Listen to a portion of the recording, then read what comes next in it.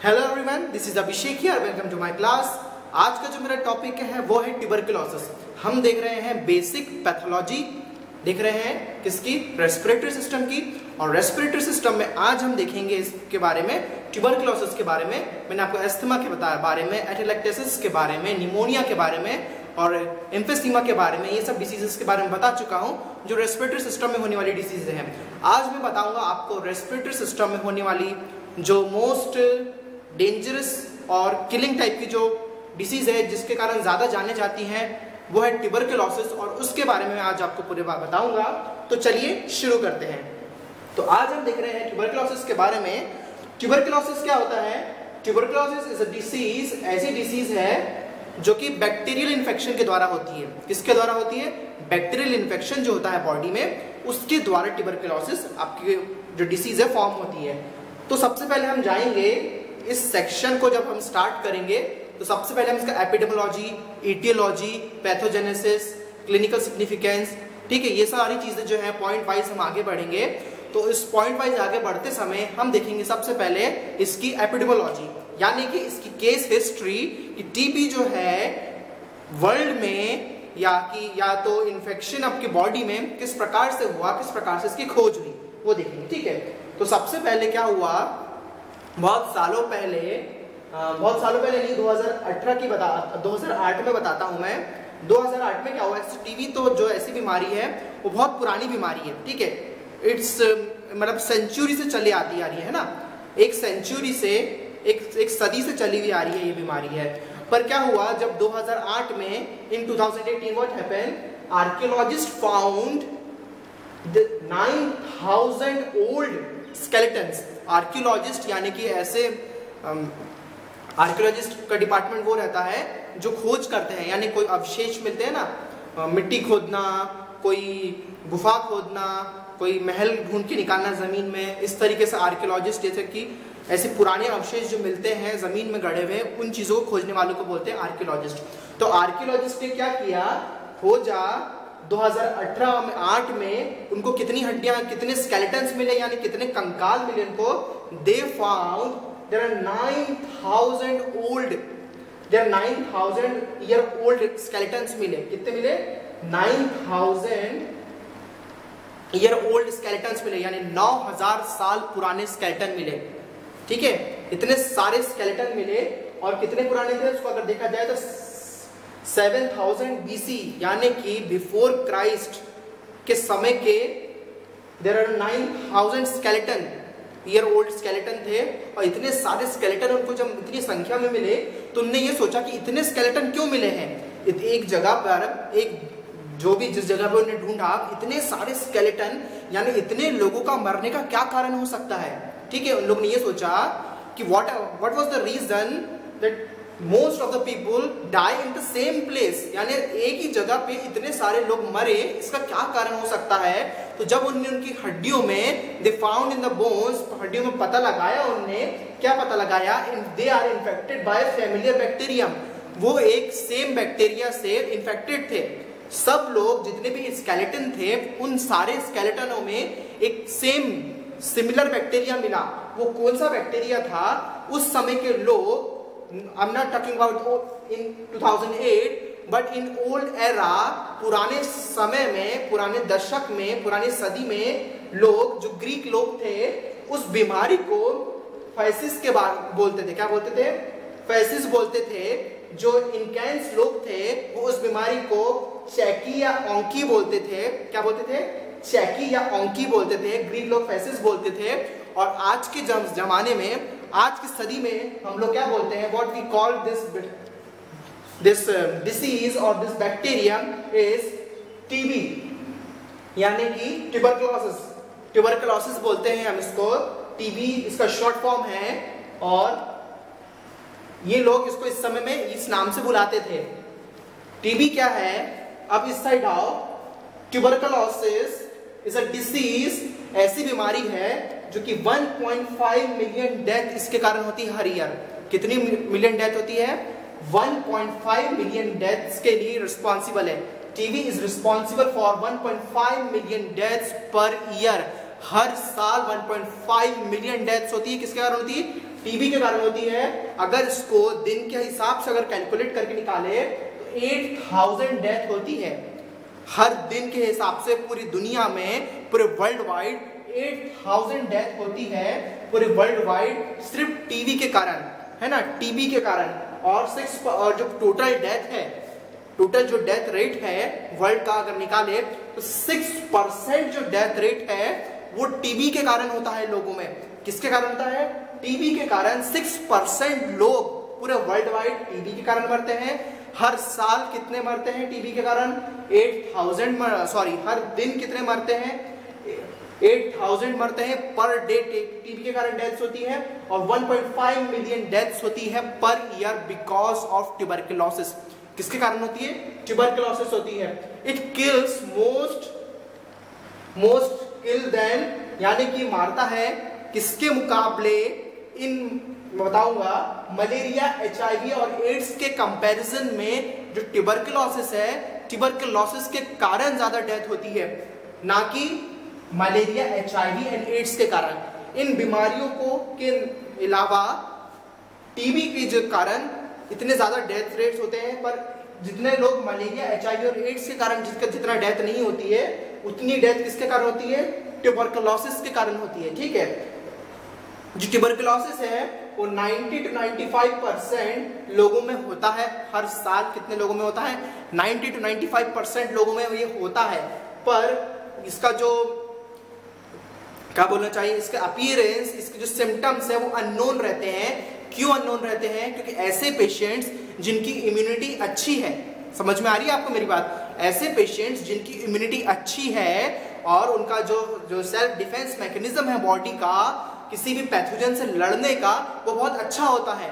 और उसके कारण क्या होता है, जो टीबी के सिम्टम्स हैं वो दिख के नहीं आते हैं। What happen? TB symptoms does not appear in the healthy person. Healthy person के अंदर टीबी के सिम्टम्स नहीं दिखते हैं। क्यों नहीं दिखते? क्योंकि इनकी इम्यूनिटी बहुत अच्छी रहती है। और इम्यूनिटी क्या करती है? उसको ट्रैप करके रख लेती है, यानी बांध के रख लेती है। किसको रख लेती है? ट्यूबरकुलोसिस को। ठीक है, इसलिए क्या होता है, मोस्टली हेल्दी पर्सन में इसके सिम्टम्स दिखते ही नहीं है, पर ये इन्फेक्टेड हो जाते हैं। ठीक है, और ये असिम्प्टोमेटिक होता है। किसमें असिम्प्टोमेटिक? यानी कि it does not show symptoms in the healthy person. ये क्या करता है? सिम्टम्स नहीं शो करता है हेल्दी पर्सन्स में because of their strong immunity. उनकी अच्छी इम्यूनिटी के कारण ये क्या करता है? हेल्दी पर्सन्स में क्या शो नहीं करता है? सिम्टम्स शो नहीं करता है। This tuberculosis bacteria is a bacteria which is single pathogen responsible for the deaths। ये जो पैथोजन है ये सिंगल पैथोजन, ऐसे ये एक अकेला ऐसा पैथोजन है जो रिस्पॉन्सिबल रहता है इतनी डेथ्स के लिए। और this pathogen is itself capable for doing this.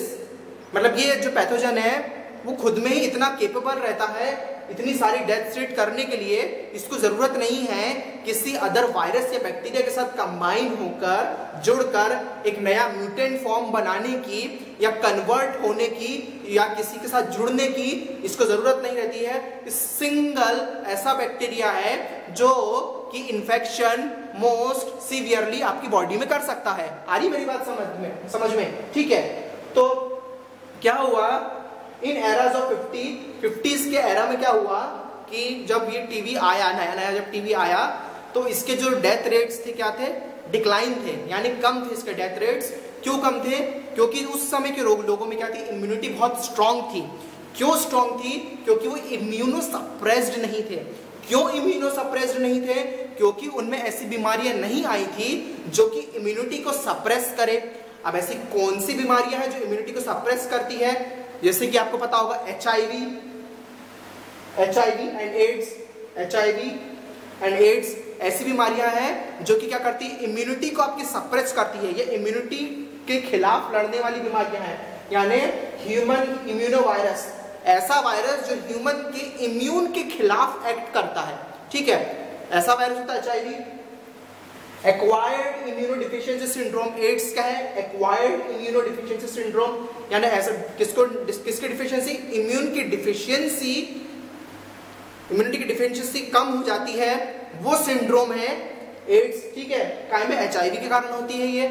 तो ये सारी चीजें क्या करती है, इम्यूनिटी को कम करती है। और कौन सी, प्रेगनेंसी में, माल न्यूट्रिशन में, ठीक है, पुअर डाइट्स, मलेरिया, इस तरीके की चीजें क्या करती है, इम्यूनिटी को कम करती है। और ऐसे पेशेंट्स में क्या हो रहा था, टीबी, सॉरी हाँ, जब ट्यूबरकुलोसिस इनको होता था 50s के एरा में क्या नहीं था, इम्यूनोसप्रेसिंग करने वाले कौन से नहीं थे, डिसीजेस नहीं थी, ठीक है।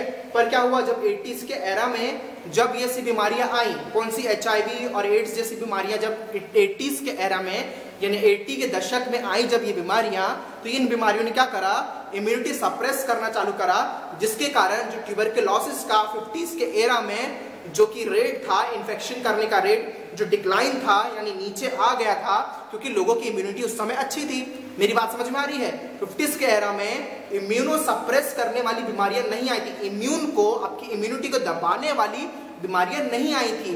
पर 80s के एरा में ऐसी बीमारियां आई जिन्हें इम्यूनिटी को दबाना, सप्रेस करना, कमजोर करना चालू कर दिया। उसके कारण क्या हुआ, जो कि रेट ट्यूबरकुलोसिस का 50s में डिक्लाइन हुआ था, अब वो 80s के दशक में ये बीमारियां आने के कारण वापस स्टेबल हो गया, कम हो गया था, वापस स्टेबल हो गया और बढ़ने लग गया। क्यों? क्योंकि लोगों में क्या हुआ, इम्यूनिटी कम होने लग गई। भाई जो न्यूट्रिशन है उनको पूरा बैलेंस डाइट, बैलेंस न्यूट्रिशन, माल न्यूट्रिशन नहीं हो गया, मतलब न्यूट्रिशन की कमी हो गई, उनको कुपोषण हो गया, क्योंकि हेल्थी डाइट्स नहीं ले पा रहे हैं वो, पैसे की कमी के कारण या जो भी कमी हो, या तो उस एरिया में, उस कंट्री में या उस प्लेस में ज्यादा साधन नहीं है अच्छे ग्रोसरीज खरीदने का या फूड आइटम्स का, वहाँ पे ना वो कल्टीवेट कर सकते हैं ना खरीद सकते हैं। तो ऐसी जगहों में क्या हुआ, इम्यूनिटी कम होने लग गई, और इम्यूनिटी के कम होने के कारण जो ट्यूबरकुलोसिस का इन्फेक्शन लोगों में होता था, जो कि डिक्लाइन हो चुका था, यानी नीचे आ गया था, अब वो ही अब क्या हो गया, वापस स्टेबल हो गया है, यानी जगह पे वापस आ गया है। और इसके कारण क्या होता था, in eras of 50 rate declines but 80s stable, 80s में क्या हो, स्टेबल हो गया, बिकॉज ऑफ इम्यूनोसप्रेशन, इम्यूनो के सप्रेशन के कारण क्या हो गया, लोगों में जो रेट था ट्यूबरकुलोसिस का वो बढ़ गया। ठीक है, इतनी बात मेरी समझ में आई? ठीक है, अब हम देखेंगे, मैंने आपको बताया इसकी एपिडेमोलॉजी किस तरीके से आया ये, ठीक है, किस तरीके से लोगों में पता चला डेथ रेट्स बढ़ने के कारण, ठीक है, आर्कियोलॉजिस्ट ने फाउंड किया, कैसे फाउंड किया, मैंने आपको बताया वर्ल्ड वाइड ही कैसा फैला हुआ है, वर्ल्ड वाइड इसका कैसे ट्यूबरकुलोसिस का क्या स्टेटस है वो बताया मैंने। अब मैं बताऊंगा ट्यूबरकुलोसिस किस पैथोजन के कारण होता है। ठीक है, तो ट्यूबरकुलोसिस होता है माइकोबैक्टीरियम ट्यूबरकुलोसिस के कारण। किसके कारण होता है?